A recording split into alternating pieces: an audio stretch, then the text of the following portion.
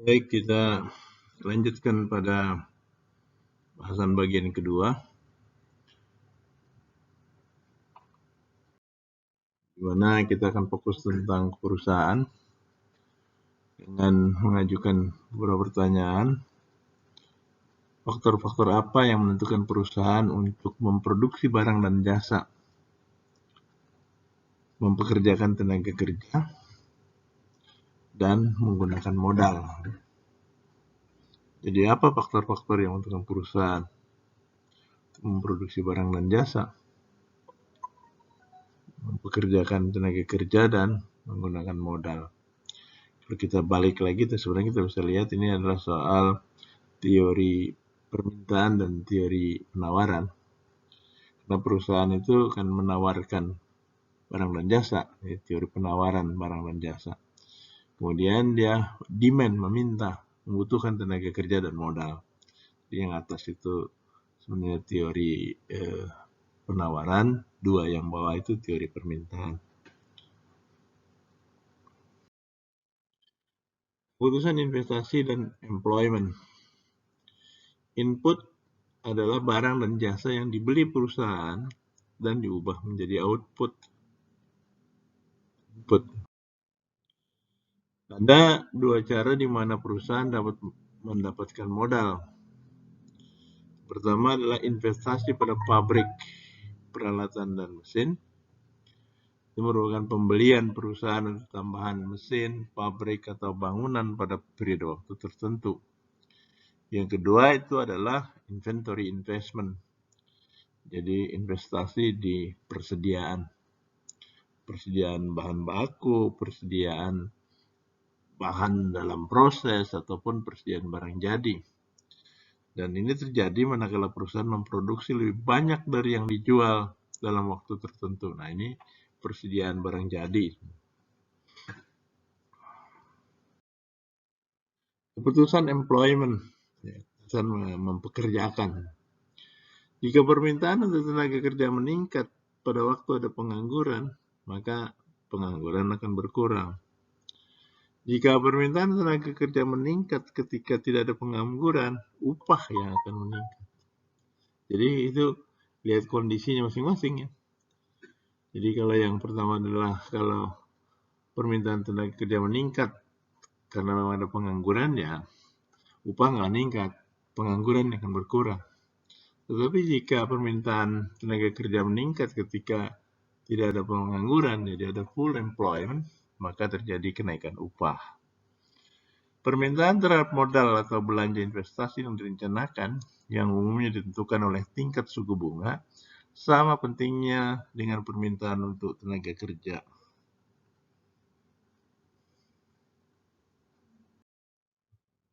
Pembuatan keputusan dan pemaksimuman keuntungan. Suatu perusahaan pemaksimum keuntungan memilih teknologi yang paling efisien, salah satunya yang meminimumkan biaya produksi.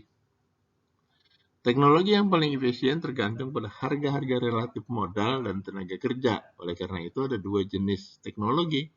Yang pertama yang disebut dengan teknologi padat karya, labor intensive technology, adalah teknik produksi yang menggunakan tenaga kerja yang lebih banyak dibanding dengan modal. Dan teknologi yang kedua adalah teknologi padat modal, capital intensive technology. Teknik produksi yang menggunakan modal lebih banyak dibandingkan dengan tenaga kerja.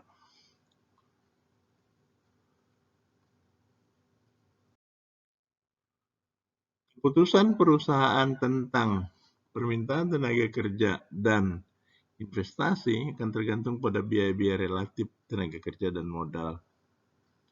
Dampak dari perluasan output terhadap kesempatan kerja dan permintaan investasi tergantung kepada tingkat upah dan biaya modal. Investasi dan ekspektasi. Keputusan investasi membutuhkan telaah masa depan, ekspektasi di masa yang akan datang. ekspektasi atau harapan selalu dibentuk dalam ketidaksempurnaan informasi karena kita tidak pernah tahu bagaimana apa yang akan terjadi di masa yang akan datang. Keynes menyimpulkan bahwa banyak kegiatan investasi tergantung kepada psikologi yang disebut sebagai the animal spirit of entrepreneur, sebuah frase tentang perasaan investor yang membuat investasi sebuah komponen yang volatil terhadap GDP.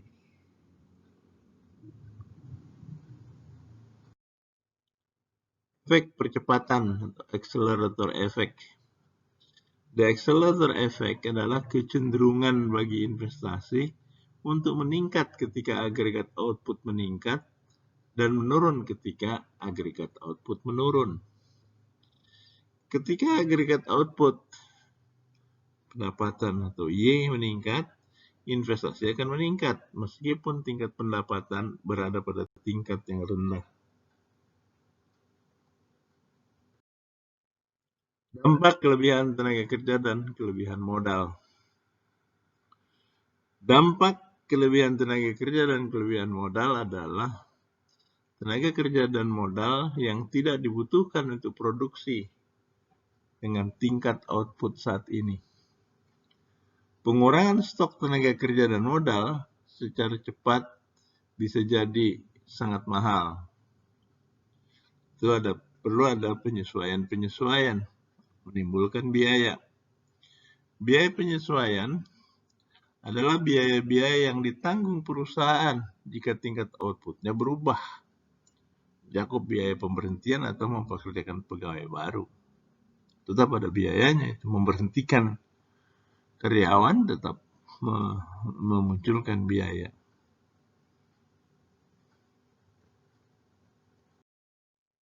Investasi inventory. Inventory bisa dipahami sebagai persediaan. Persediaan itu bisa persediaan bahan baku, persediaan bahan dalam proses, dan persediaan barang jadi.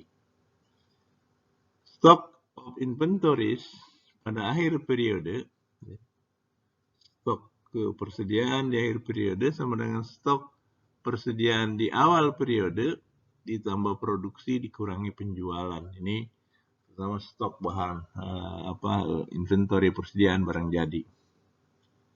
Inventory dihitung sebagai bagian dari stok modal perusahaan. Ya, ini modal perusahaan, nah barang yang tertahan, ya, modal yang tertahan, nah, belum jual.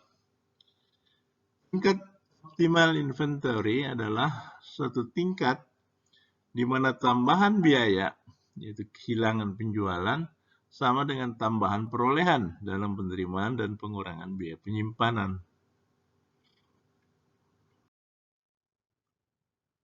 Terdapat trade-off antara menjaga persediaan dengan dengan perubahan tingkat produksi.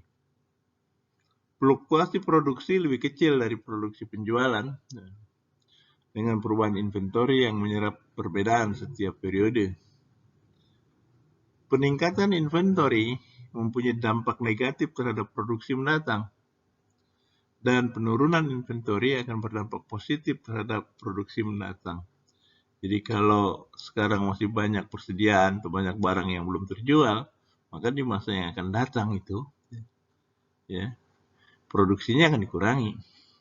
Tetapi ketika inventory persediaan itu lebih kecil, berkurang, maka perusahaan akan di masa yang akan datang akan memproduksinya lebih banyak.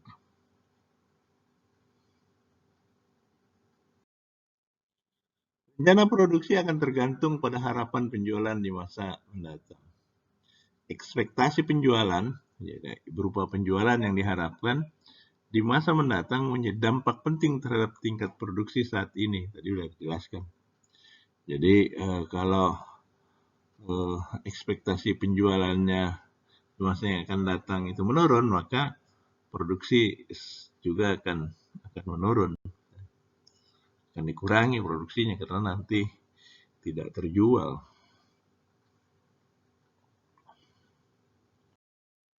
Nah, sekarang kita sampai pada ringkasan tentang tingkah laku perusahaan. Hal-hal berikut ini adalah faktor-faktor yang mempengaruhi keputusan investasi dan employment. Yang pertama adalah tingkat upah dan biaya modal. Harapan perusahaan terhadap output mendatang, dan jumlah kelebihan tenaga kerja dan modal saat ini.